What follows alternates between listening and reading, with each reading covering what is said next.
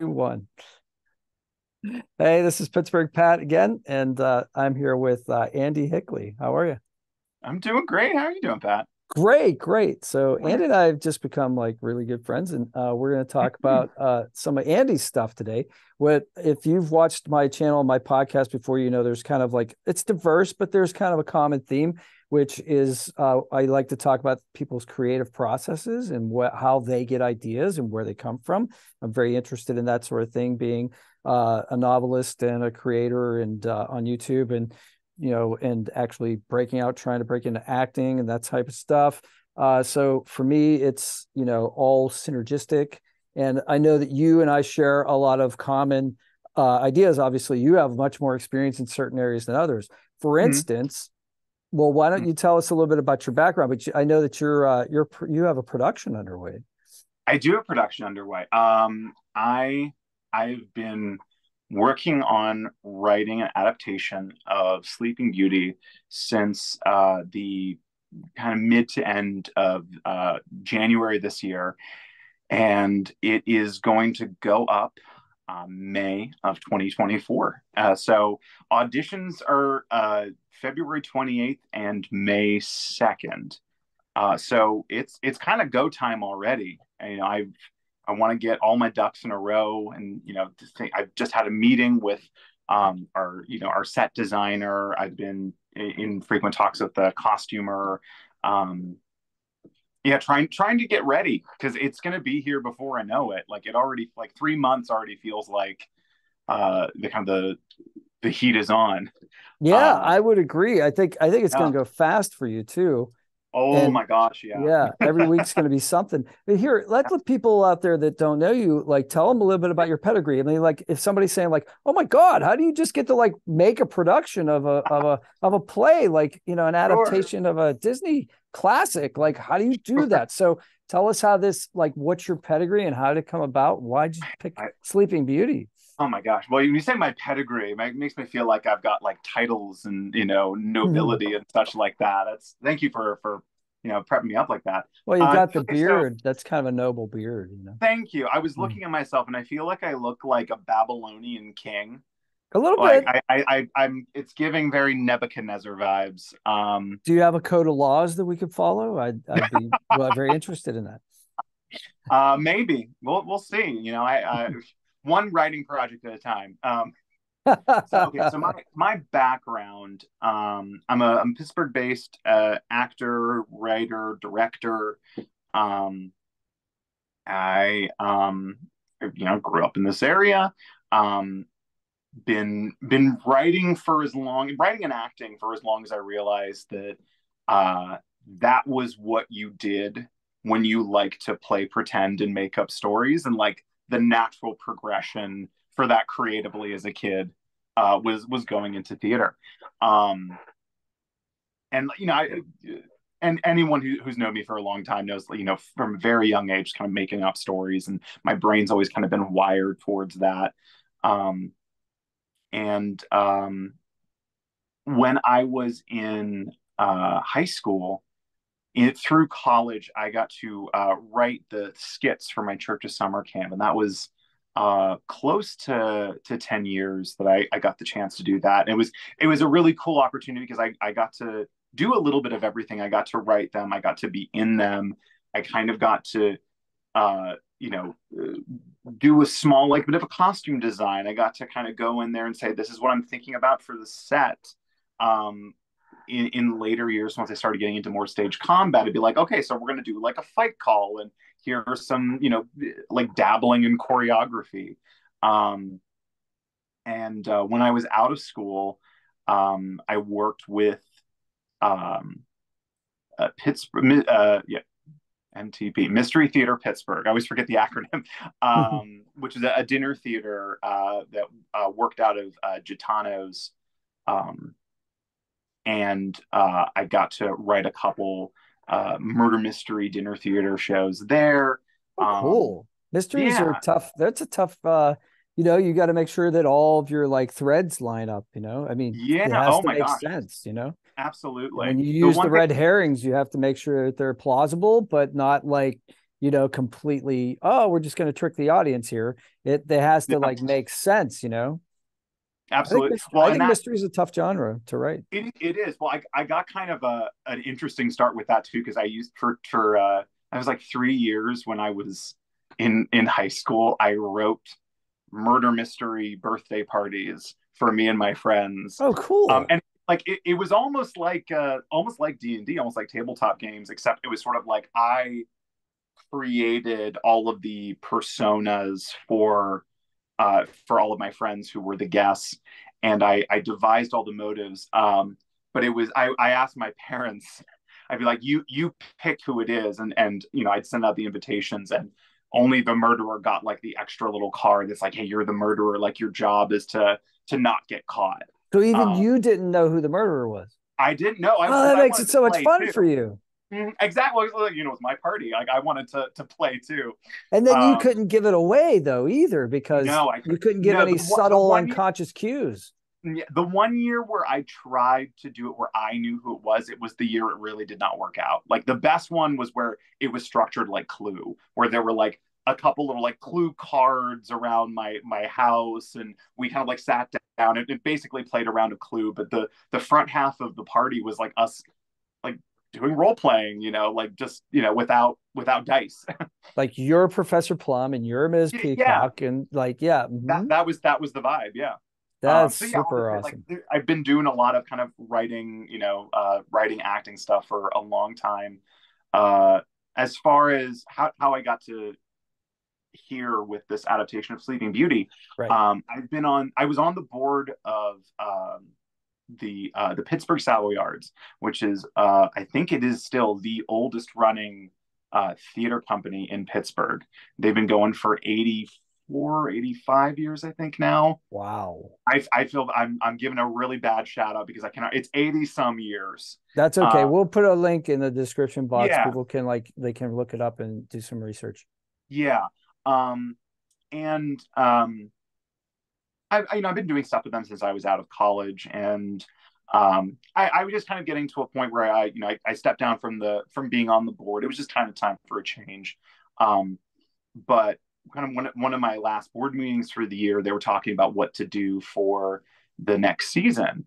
And they were saying, oh, it'd be fun to have a children's theater show. And I've been writing for young audiences for a while. And I, on a whim, said like, oh, I would be happy to write a fairy tale children's show. And they said yes.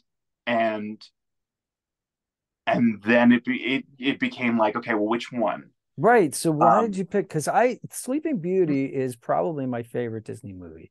oh Like, my gosh, I love that yeah, one. like the Absolutely. 1955 version. Like I Mm-hmm. just love it. When it was remastered in the 80s, I Mm-hmm. was actually well, now I'm giving away my age. I was a movie That's theater usher and I watched that so many times and it was just beautifully like yeah, the art was beautiful, but the characters were beautiful. It was so simple. It's a simple tale of good and evil, right? And it's clear exactly. who everybody is.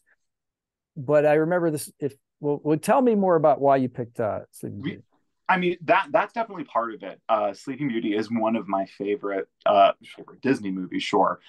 Um, the art, like you said, everything you were saying, art, characterization, the kind of morality of it. Um, when I kind of go about working on creating a play, there are a lot of little things I think about. Um, I think about characters because I love characters, and we can talk more about that with D&D because that's so much of the fun. I think about costumes. I've always loved costuming, um, and I love doing stuff where it maybe not necessarily elaborate, but where there's like fun costumes, where it's something striking. For a lot of us, doing theater is, like I said, that kind of natural progression of playing pretend, playing dress up, and getting to do a show where we kind of can indulge some of a little bit more of that childlike whimsy of dress up Mm-hmm. always appeals to me whenever I'm trying to think of something. And I think a little bit of like spectacle, more so in terms of the fantastical, for good or for ill. the kind of shows I always like to write are ones that have something like a little fantastical about them. Maybe not necessarily a straight fantasy, but like magical or like not supernatural in maybe like a horror sense, but like in a just something beyond the ordinary daily life kind of thing. absolutely. It's not a day in the life. It's an extraordinary day in the life. Exactly. I like, that's a very good way of putting it. I like an extraordinary day in the life. Um, and um, you know, when I was kind of thinking of fairy tales, oh, the other thing that was a big factor was I was thinking about the space that this was going to be performed in. So the Savoyards a couple years ago purchased a performance and rehearsal venue in Bellevue, 523 Lincoln Avenue, which was such a huge get because it meant that we could kind of experiment with doing black box theater, smaller shows in that space. Um, and I always like to kind of keep that in mind. You know, I don't want to write something that is requires 50 plus actors and like I don't know a giant pirate ship or something. Yeah, like In a a very small balcony space. or like something Yeah, like that. exactly. You have to Yeah, nobody build can be like a swinging it on structure. chandelier. Yeah, yeah, exactly, exactly. So I was trying to think of like what's something that you could still do in a smaller space, but that would tick all those other boxes.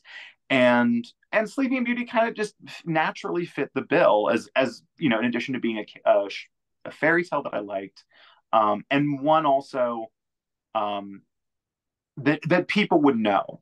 There are a lot of fairy tales that I really enjoy, but I don't think there's a lot of uh, name recognition for like the Ballad of Tam Lin or like the Black Bull of Norway or East of the Sun, West of the Moon. That doesn't draw as many people off the street as I'm like Sleeping Beauty. People know that. So that's kind of the long answer to a short question how we got to adapting Sleeping Beauty. Well, that's cool that you actually got to know which venue you were going to write for, and that's a Oh my plus. gosh, I'm yeah. sure there's so many writers that have no idea where their thing is going to be Yeah. produced, or and how many people are going to be the audience, and what the limitations are. So that's a real plus. I've been very fortunate in a lot of the shows that I've gotten to write. I've had the benefit of knowing where it was going to be. So that helped when I was doing the writing to kind of conceptualize a lot of, the look of a scene or even just scene transitions to be able to kind of start to plot it out with the space in mind. Well, let's talk about Fight Club because I don't think a lot of Yeah. people. That's what I call it. My friends are like, "What are you Oh doing yeah, no, it's Tuesday great. night?" I'm doing Fight Mhm. Club. Oh, you're not Yeah, supposed to talk about Fight Club, we can talk about Fight Club. yeah, but I invite. I'm like, you come to Fight Club. Like, come, come, come. I haven't got anybody to do it yet, but like, it's you turned me on to this. So a little bit of background. We're going to get back to D&D in a second, but we met Yeah. because of Dungeons and Dragons. Yes. We both kind of volunteered at the same time to be dungeon Mhm. masters for this game shop in Westview called Game Masters. Mhm. We'll give Phil a nice plug and we'll put his information down here below because we all love Phil. Like he's just, Oh yeah, I he's don't know great. anybody that laughs more. I thought I laughed a lot. Phil Same. probably laughs more than you laugh. You do laugh a lot, which is one of the I things think. I love about you. But Thank you. but but Phil is constantly laughing and laughing in the face of adversity. Truly. Well, Yeah. a quick story about Phil because Mhm. I'll go ahead and publicly embarrass myself on this front. Okay. Um, I did not know that Phil was blind when I first met him, and I came into the shop on a whim. I was just looking for books, and Phil, as he does, he's kind of like, "Hey, who's that?" and strikes up a conversation with me. And again, like I didn't realize that this is a blind man who can't see and is just trying to like engage with someone that walked into the shop. And the first time I met him, so like in my head, I'm like, why is he chatting with me? Like I didn't come here to be chatty. I wanted to look at books and get out. Um, and it was stuff like I remember telling my wife, I was like, yeah, like that shop owner, he seemed nice. He was just like he's just kind of just chatting with me like the whole time. Like this was an interesting experience. And I went back and I can't remember exactly how, but like I figured it out and I felt so So bad. you would just, your entire first visit, you didn't know. Did not know, had no Ah, idea. I was just sort of like, this weird guy's kind of like being real chatty with me, he's and like following me I around. was kind He's of having like talking. Yeah, like, and I'll chalk that up to you. Like, I was having a bad day too. I was maybe feeling like a little bit like not super sociable. Um, Well, we're not I used to felt that. I so mean, bad. for whatever reason, like I don't know if this is a society wide thing, but it seems like, a lot of times you go into a shop, you may Mhm. be greeted, you may not be greeted. It just depends. Sure, But like I I guess I got the heads up before I met Phil at his old location, sure. and I was told ahead of time, this really cool guy who's completely blind like owns this gaming store. We're going to go there and learn how to play D&D. This was back when 5e first came out. So Man. I guess we're going to talk about D&D now. So I let's mean, get yeah, back I'm to so sorry. we'll, Derail we'll the get back. No, conversation. we'll get back to Fight Club, but I think it's Yeah. important to get to that because a lot of people I think have fantasized about maybe doing something like that. And I know it's always been on my bucket list, and now I'm checking off things. So like, Yeah. but as far as us meeting in D&D and Phil, Yeah. like, yeah, has this made this amazing venue that is welcoming. It's big. There are tables like galore. Anybody could be, one table could be playing, Dungeons and Dragons, another one Blood on the Clock Tower, Magic the Magic the Gathering. Gathering. There's two Yeah. chess sets. I just got my butt kicked at chess today.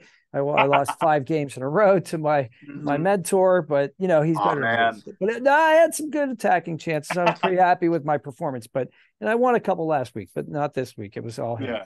So, My but wife like, kicks my butt at chess all the time. it's humbling, it's good Yeah. to like, it's good for my ego, it's good to like Yeah. downsize my ego a little bit. So yeah, but he's got all this stuff going on. And he has all these board games in the back, and you can pay $5 and spend all day there, practically 12 hours if you wanted to, and just play games. It's amazing. It's a So really cool place he has. yeah, like And he provides this atmosphere, yeah, he provides the atmosphere, and he's, through providing that atmosphere, he's building a really great community over there with, the GMs, the regular players that keep coming back. I'm so glad that I went back, and I'm so glad that he invited me to come back to do Adventure League, because it's been one of the highlights of my year is meeting you, meeting, all of our friends that are regular GMs, all of our friends that are regular players. Let's Getting shout some of them out. Let's shout them out. I mean, like Mike, I learned Mike. so much from Mike that I actually got a job teaching kids how to play Dungeons and Dragons just based on Mike and what he did. I'm taking this, I'm taking this, I'm taking this. And I told Yeah. him, and I'm like, and I gave him a ceramic mug that I made. And like I'm like, Yeah. like a dice arena. And like, Mhm. and I'm like he was so cool. I told him what I was up to, and he's like, I'll help. And like, and Jed is just like, Oh, he's so like creative. It's unbelievable. oh my Julia God. joined when we joined, and she's like Yeah. with her descriptions, I Jason, haven't gotten to play wife it, Julia. Lisa. Yeah, I'm hoping. Yeah. Now, Oh, fingers crossed. There we go. Yeah. yeah. They're just like, there's so many. And then I met Victor last night, and he's really like, I'm like, oh, I want to play at his table because he's got some really Mhm. cool like ideas with his like hexagonal blocks Um, with descriptions on them instead of figurines, because he has this idea of the theater of the mind. And he's like, very cool. if you put a dwarf down and it's really an orc, people don't see it. So if you write orc with one eye, it's more like they have to use their imagination. And I'm like, Yeah. that's a That's great cool. concept. I didn't think about I that. like that. Yeah. Yeah. Yeah. Yeah. Hmm. But we're all sharing these ideas, and everybody's like giving their strengths to each other and Hmm. making each other better at this. Nobody's Very like, much. there's no jealousy. There's no like, well, you're not playing at my table. Why aren't you playing? You No. know what I mean? Like that kind of thing. It's No, so if anything, it's more like, egoless. oh, dang it, I wanted to play at your table, but there's no room, where like I have to run a table, so I can't. I feel like that more than anything, I feel like, is all of us GMs are like, oh, but like you're running something cool tonight, and so am I. So we, by virtue of Exactly. that, we can't play with each I other. want to be at 4 places at once. Yeah. I want to be What a great running and problem not to running. have. And yeah, and that's good. That's good. That's Mhm. what keeps me coming back, but Absolutely. the process, to tie it into what we're talking about, the Yeah. process of creating these stories or telling these, running these modules, which are, basically, you're not railroading the players with a story, but it's a starting point for a story. At least Hmm. for me, I like to Yeah. take the base story and then just Mm-hmm. put my twist on it. And sometimes I add elements that aren't even in the story. A subplot, like I did a 2-plot thing last night where I gave the characters clues that there might be another mystery going on underneath. I don't know how much of that they picked up on, but if it starts into a campaign, I'll certainly expound on it. But Nice. it gives us the opportunity. I think it gives it gives me the opportunity to see how people engage with role play and like actually acting. And I ask them, I'll tell the players, I'll say, okay, so how did you dispatch that goblin? Tell me what happened, Yes. and then they get to spotlight. That's one of my favorite things to do, and that's something that I've taken from great GMs that I've had, are the ones that will let me take some of that narrative agency, let me be a little bit creative with something personal with my character. And I always try wherever I can to incorporate that in my games too, because that's when it's fun, when it becomes not just mine, but ours at the table, when you're putting your spin on it. It gives me some insight into what being a director is, right? So I come from a writing background. My one of my majors in college, one of my degrees is in creative writing and fiction writing. Awesome. So that's where I start. But now I'm with YouTube. You're a writer, actor, director, film, video editor, sound guy, you're everything, because nobody else is doing it for you unless you get big and then you can farm it out. But I'm not there yet. Not just a one-man operation, but so I'm getting into the directing part of it now, especially with playing online and having, dealing with other personalities. Okay, you're going to act, you're going to play this, you're going to play the Scarecrow, and you're going to play Dorothy, and you're going to play Toto. And I want you, to do this. And it's interesting to find out, other people have other ideas, sometimes completely opposite ideas of what you had. And it's oh my gosh, yeah. Let's let them run with it and see where that goes, Oh yeah. And I think D&D can be a little bit more of a freer space for that sometimes than theater. Because more often than not, it's you're always playing yes and with D&D. Obviously there are rules. It's almost like, I want to do something outlandish that's against the rules. You got to pull that in. But more often than not, the players can take the story in the most left of left turns than what you planned, and you roll with it. When you're working with a play, you have a little bit more of the boundaries of we have to stay kind of within the bounds of what we're doing. You can't have someone come in that's and I turn into a dragon. I'm that's great. We're doing Death of a Salesman. That doesn't quite work with what we're doing here. Willie Loman, Willie Loman, the dragon, breathing fire instead of sucking the gas tube or whatever he was doing. Oh no! Right? Yeah, right. So Willie Loman turns into a dragon in the final moments of the play. Actually, now that I've said that, I would love to see that. The house blows up in a gas explosion. Yeah, it's terrible tragedy. Yeah. The classic American tragedy. The house blows up. Of course. That's more of a Monty Python skit than anything else. Oh my. Yeah. I think. Good. I was just gonna say, but I think you're right though. There is a little bit of that taste of directing, especially in terms of working collaboratively with your actors, in the way that as a GM you're doing a little bit of the give and take with what your players bring to the table. And you find the characters, you find the players. And that was why I was attracted to your gaming style. And one of the reasons I was I got to meet this guy. I got to get this guy on my channel, because I didn't even know you had an acting background. But because of the way that you played D&D, I said, this guy's got acting chops. Thank you. And so, and I like to play that way as well. I like to do voices, and I like to do my Eberron character is a haughty woman, she's a female, who's right. not highborn, but acts like she's highborn, you know? Yeah. It's like, you know, oh, darling, darling. You never Yeah. do that on a Tuesday. On a Tuesday, you never have oysters on a Tuesday. Everyone knows that. And by the way, I love your skirt, but it's not your color. But I love your skirt. She Right. always does And these that's so like fun to little just like play jibes and something. compliments. Yeah. Yeah. It's so fun to play just something different from you, Yeah. whether that's like, a socialite who's, really doesn't have the pedigree for it, or, and like anything.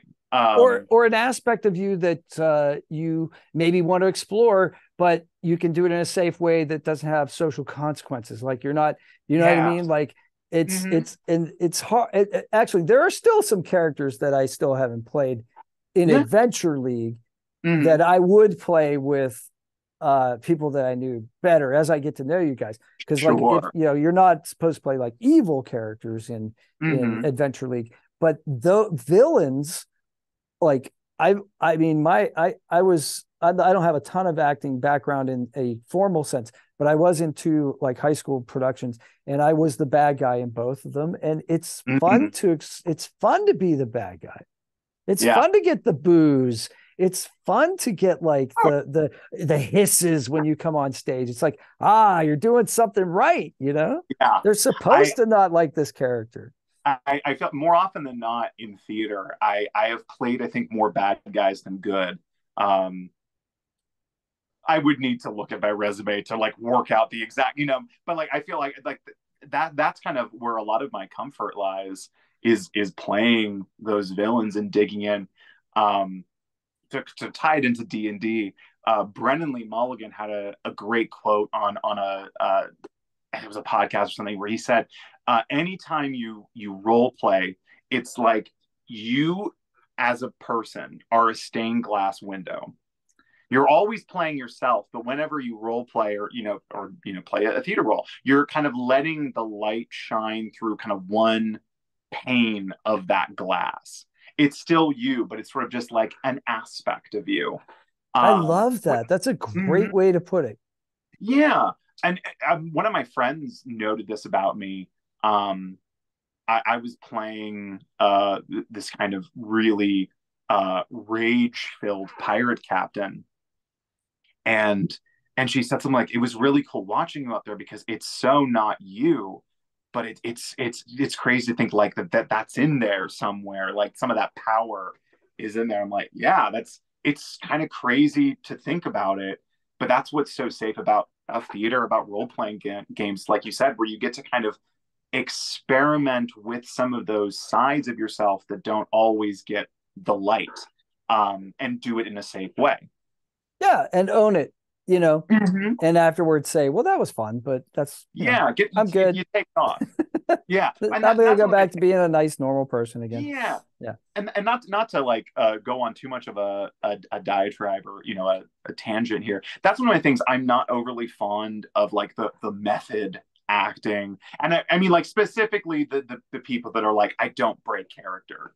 Um, I don't want to, whatever works for you, but for me personally, not being able to take the character off after, after a film day, or after, we're done for the day on, for rehearsal or what have you. It's like, I want to be me when You all's probably said and you've probably heard this story, but I had a friend done. who was a big film buff and he was a huge Dustin Hoffman fan. Huge. Mm, Like just loved him. And I think Dustin Hoffman's done some good stuff. yeah, I don't have a picture of him on my wall or anything. You know, sure. he was a working actor. He did a lot of stuff, and it's cool. Uh, Yeah. but there's this great story about Marathon Man. Oh, You I probably love this you know story. this story. Yeah. Yeah. Well, you tell it then. So correct me on the details. I believe Dustin Hoffman, his character had to have, in the scene, hadn't gotten any sleep.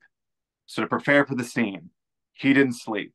And Sir Laurence Olivier asked him, why he looked like crap. Dustin Hoffman told him what I just said. And Sir Laurence Olivier famously responded, why don't you try acting? I loved it. When I I love told that. that story to my friend, he was so crestfallen. And I was like, I'm sorry, but like, this is one of the best acting stories. Like, there's so It many good is. ones, but that one is just quintessential, you know? It is. My Yeah. boy, why don't you try acting? Yeah. It's like, And and you just see him like swirling his brandy and his oh snifter yeah, with yeah, his exactly. Why ascot did you on cut while it? he's Yeah. talking in his dressing gown. Right. Someone's affixing his little cool wrist blade from the movie, while he's, I don't know, having a massage. Right. Rub my Yeah. feet. Oh, Oh that's God. funny. But Yeah. can you imagine if we had that kind of approach in tabletop games? I think some people, I mean, from what I see on YouTube and for what people talk about, Mhm. I think some people do, and A I lot. think people try to like adhere to their story. You Mm. guys are in my story, and you're gonna do what I want you to do, and it's like that's gonna make a lot of people frustrated, including yourself. You know? It is. Oh my Yeah, gosh, yeah. yeah. Yeah, it's like we were saying, there's the give and take that goes into it, the yes and of improvisational storytelling like this. So when I sell my package to like the school and I tell like people, okay, I'm gonna teach Dungeons and Dragons to the kids. One of the things I emphasize is this is not a game. It's really interactive storytelling. It's really about creativity. It's about them being able to take on different roles. I can teach them finance. I can teach them like, cooperative like strategy. I can teach them tactics. I can teach them like how to work as a team for a common goal, which are all very marketable skills that they're going to need if they're going to work in a job market anywhere. It's all those skills are going to be useful, right? Yeah, absolutely. So that's the way I talk about it, because most people are like D&D, what, and I'm like, no, like this is Mhm. a vehicle for like a lot of learning. It really is. It's something I wish I'd gotten into it sooner. I had a lot of stigma associated with it when I was growing up. I mean, I sidestepped the satanic panic, but there was still the sort of like, I was a nerdy kid growing up, but there was like you did things to sort of like I don't know how to put it. It was sort of like, you know, okay, I know I do this stuff, but as long as I'm not like, I don't like cross this arbitrary line of doing something that's so nerdy, then like I stay in my lane, then I'll be like safe-ish. And for Mm, me, it was sort of like tabletop role-playing games, like, well, that was being too nerdy. So like mm. that was something to kind of be afraid of and to stay away from. And I really wish I wasn't so hung up on that because Well, it's so fun. And I would have loved to have experienced a lot of this stuff earlier in life. there was a period in time where I haven't done this consistently. Mm, Like I was introduced to it, in the 80s, kind of like the Stranger Things kind of thing. And it was kind of yeah, underground. Like it was, geeks in libraries or like in their parents' basements, like doing this sort of thing, and not really talking about it to too many people because it was kind of frowned upon. And right, I yeah, didn't really play D&D. I played a game called Top Secret, which was a little bit cooler because it was kind of James Bondish, which okay, like the guys could like, oh, James Bond, but like right, you're rolling dice, like what's that? And it's like, sure, so they didn't, not everybody got it. But then there was a long period where it didn't happen. When 5e came out, I met a couple guys and they were like, we want to try, getting a group together. And I was like, oh yeah, like I remember having a lot of fun with that. Let's do that. So I kind of jumped on it right when 5e came out. And so that's where my strength is. But yeah, I think what I was getting at was like something happened uh not too long ago where the geeks took over the world, right? It was yeah, cool to be nerdy, right? yeah, It was okay to own your franchise. You could be like, okay, I'm a Marvel guy, or no, I have a Star Wars bumper sticker, or you know what I mean? Like that, yeah, that's totally acceptable now. You see it everywhere. You see minivans with like little like AT-AT walkers and like R2D2s absolutely, in the windows. And I'm like, yes, finally, you're allowed to be mhm, yourself or enjoy, like Game of Thrones or right whatever it on, happens to be. absolutely. I love that that's happened. It's so cool. Um, I think there's still like there's still a little like contention, I think, because that's always going to happen. People sort of like, judging you for the things you like, but it's gotten so much better. The thing my wife and I always say was like, let people like what they like. Is it hurting anybody? No, let people like what they like. It may not be the thing that I like, but that doesn't mean I have to judge you for it. And it may not be the thing that you like. That doesn't mean that you have to like berate me for enjoying it. No, we can enjoy each other's enthusiasm about it. Exactly. And maybe someday we learn to like it. Maybe like, like I'm not a Doctor Who guy, but it just came on Disney. Maybe someday I'm going to be a Doctor Who guy. I don't know. Yeah, absolutely. There's a lot of things, like I'm not a big Star Trek person, but I can appreciate what it means for so many people and like what it means culturally too. Yeah, the optimism of it. Sure. Oh yeah. That's a whole, like, we could really get into a whole other conversation talking about not so much the like, is Star Trek better than Star Wars, but like, how are they different in terms of how their fans approach the properties? Because that's a whole thing. Like, I don't want to derail us so much, but like sometime later, let's talk about that because it's crazy. Well, let's take a little break because Zoom is going to kick me out and we're going to have to sign back in. Okay. Okay, hang on one sec. So I'm going to stop the conversation right now.